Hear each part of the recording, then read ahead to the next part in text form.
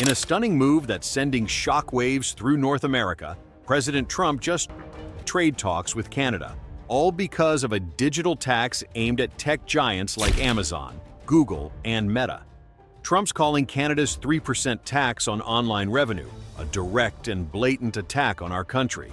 And he's not just talking tough. He's slapped the pause button on every trade negotiation, threatened tariffs that could hit within days, and warned it's not going to work out well for Canada. Why is this so alarming? Because Canada is America's largest supplier of oil, electricity, steel, even uranium. About 80% of Canada's entire exports flow straight into the US. This isn't just a tech fight, it's a potential economic earthquake that could disrupt prices, industries, and even national security partnerships. And here's the kicker: Canada passed this tax a year ago. So why did Trump wait until the eve of its launch to drop this bombshell? Is this brilliant timing for maximum leverage, or reckless brinkmanship that could backfire badly? Stick with us. We're diving deep into all the new twists, behind-the-scenes tensions, and what this high-stakes standoff means for the future. Let's jump into the video and break it all down.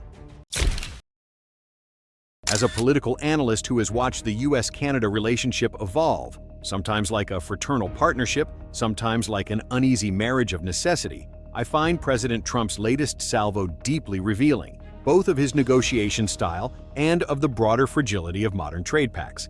It's also a timely reminder that economics and national politics can rarely be separated neatly. On Friday, President Donald Trump announced he is abruptly suspending all trade talks with Canada. His trigger? Ottawa's insistence on pressing ahead with its long-planned digital services tax, a policy squarely aimed at large technology firms, many of them American giants like Amazon, Google, Meta, Uber, and Airbnb. Canada's new levy, which kicks in Monday, slaps a 3% tax on revenues these companies earn from Canadian users. The measure is even retroactive, reaching back and scooping up roughly $2 billion in U.S. corporate liabilities almost instantly. Trump, posting on his social media platform, labeled the move a direct and blatant attack on our country. In classic Trumpian fashion, he didn't hedge or talk of further dialogue. Instead, he thundered, "Based on this egregious tax, we are hereby terminating all discussions on trade with Canada, effective immediately." He added that Canada should brace itself for a forthcoming list of tariffs it would have to pay within the next 7-day period. A predictable flashpoint, a curious timeline. At first glance, it's tempting to see this showdown as another episode in Trump's long-running theater of tariff brinkmanship. Indeed, Canada's Digital Services Tax Act was signed into law a year ago. Industry leaders, trade negotiators, and political watchers on both sides of the border have had ample warning that this was coming.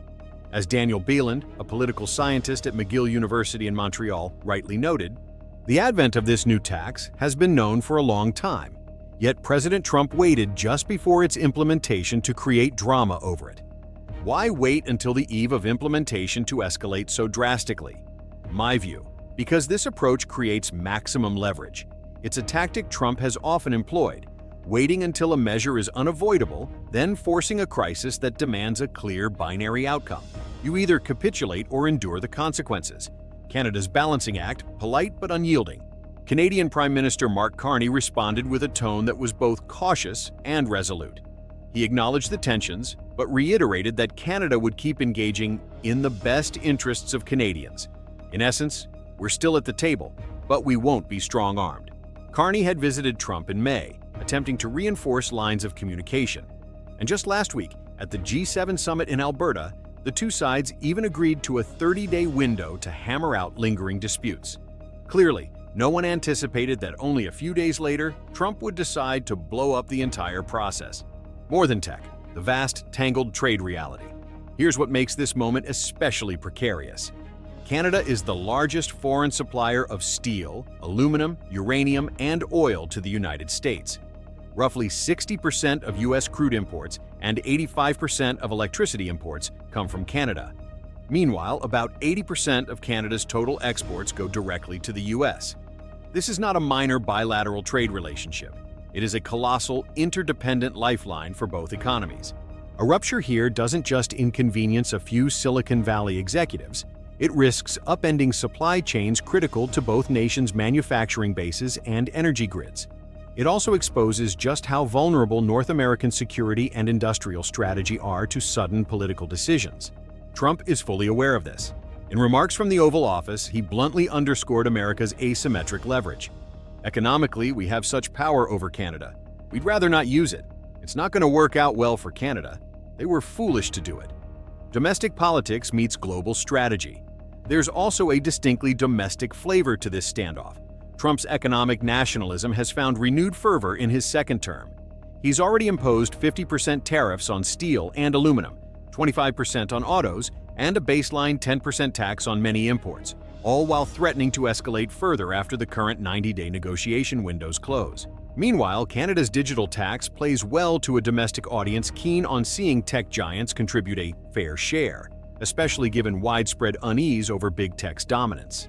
Europeans have pushed similar taxes. Canada is following a global trend. Yet by targeting revenues rather than profits, and by applying the measure retroactively, Ottawa has created precisely the kind of irritant that can spiral into a larger trade war. Trump's sharp escalation isn't purely emotional. It also serves to deter other nations considering similar policies. Let one country impose such taxes without serious retaliation, and soon the floodgates could open. The wider geopolitical stakes. There's also a more subtle, longer-term danger here. Canada supplies 34 critical minerals and metals that the Pentagon considers essential for advanced technologies and defense. In an era of intensifying strategic rivalry with China, the last thing Washington should want is to push a stable, resource-rich neighbor into looking elsewhere for export markets. But Trump often calculates that raw negotiating pressure yields results. He seems convinced that Canada, given its economic reliance on the U.S., will back down. His repeated assertion that it doesn't matter to him if Canada drops the tax, while simultaneously predicting they will, is classic power play posturing. A personal take, strategic or short-sighted. From my vantage point, this is both a show of strength and a sign of myopia. Yes, Trump's aggressive style sometimes delivers short-term concessions. But in the long run, relentless unpredictability can erode trust even among close allies. The U.S.-Canada economic partnership was painstakingly built over decades. Treating it like a disposable asset risks driving Canada and other traditional allies to diversify away from the U.S., exactly the opposite of what Washington needs in a fragmented geopolitical landscape. More troubling is the underlying message that bilateral agreements, even recent ones like the 2020 USMCA, are only secure so long as they align with the immediate preferences of whoever occupies the White House. That breeds hesitation in long-term investment decisions, which ultimately hurts both countries. The political calculation. Domestically, however, Trump is likely wagering that many American voters appreciate seeing him take a hard line against both big tech tax schemes abroad and perceived freeloading by allies. It dovetails neatly with his broader narrative of America first, protecting U.S. industry and compelling others to pay up. Meanwhile, Canadian leaders face their own political incentives not to appear weak in the face of U.S. pressure. Backing down too readily could be politically toxic, especially with domestic industries and voters eager to see tech multinationals taxed more robustly. So what happens next? Trump has signaled he will unveil new tariffs on Canada within a week. If Canada refuses to budge, and given the tax kicks in Monday, that's the likeliest immediate outcome, we could see retaliatory measures, potential legal challenges under USMCA mechanisms, and a renewed wave of lobbying by industry groups on both sides of the border. Treasury Secretary Scott Bessent refused to comment directly on the matter after a closed-door session with Republican senators. That silence itself is telling. It suggests the administration is still calibrating just how far to escalate. More than a squabble over tech taxes. This dispute is not merely about a 3% levy on tech revenues. It's a stress test of how resilient the North American economic architecture truly is. It raises profound questions about the durability of cross-border cooperation in an era where trade has become a blunt instrument of domestic political strategy. So here's my question to you. Could this confrontation, seemingly just another Trump trade drama, actually trigger a realignment of economic alliances in North America, or even push Canada into forging deeper ties with Europe and Asia to hedge against U.S. volatility?